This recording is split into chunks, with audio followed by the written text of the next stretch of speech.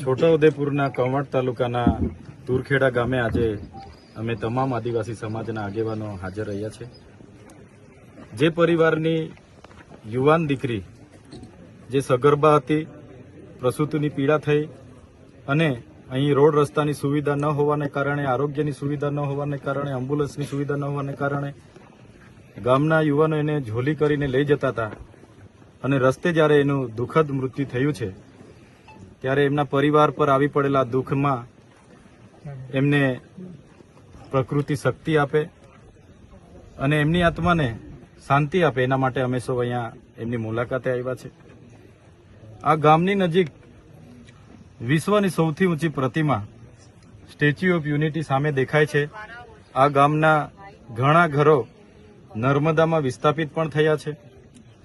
સરકાર એક બાજુ આઝાદી કા અમૃત મહોત્સવ મનાવે છે, મહિલા સશક્તિકરણની વાત થાય છે, સમાનતાની વાત થાય છે, તો આ એક વરવી વાસ્તવિકતા છે। ગામમાં આવીને અમે જાણ્યું કે અગાઉ પણ આવી રીતના 3 થી 4 બનાવો આવી રીતના જ મરી ગયા છે। તો સરકારે જે તાઇફાઓ કરે છે એના કરતાં વધારે આ વિસ્તારના આરોગ્ય, આ વિસ્તારના શિક્ષણ, સિંચાઈ, પીવાના પાણી જેવી મૂળભૂત સુવિધા, રોડ રસ્તા તરફ ધ્યાન આપવું જોઈએ।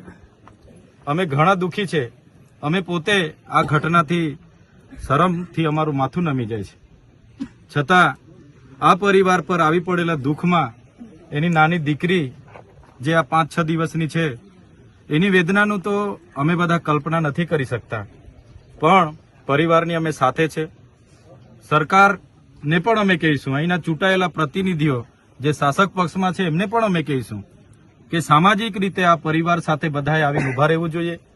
જે પણ મદદ મળે પરિવારના બાળકોને આવનાર દિવસોમાં ભણાવવાની કે તમામ પ્રકારની મદદ આવનાર દિવસોમાં સરકારમાંથી એમને મળે એ રજૂઆત પણ અમે કરીશું।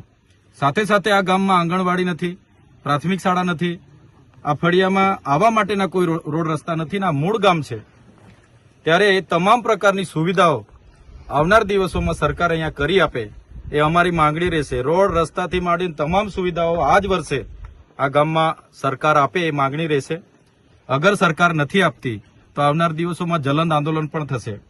અમે લોકોએ દેશના વિકાસમાં આટલું બધું યોગદાન આપ્યું છે અને આજે અમારે આ વેઠવું પડે છે ત્યારે અમને ખૂબ દુઃખ થાય છે। એટલા માટે જલંદ આંદોલનો પણ થશે અને અમે આ ગામમાં જે પણ મૂળભૂત સુવિધાઓ બાકી છે પૂરી થાય એવી સરકારમાં માંગણી પણ કરવાના છે।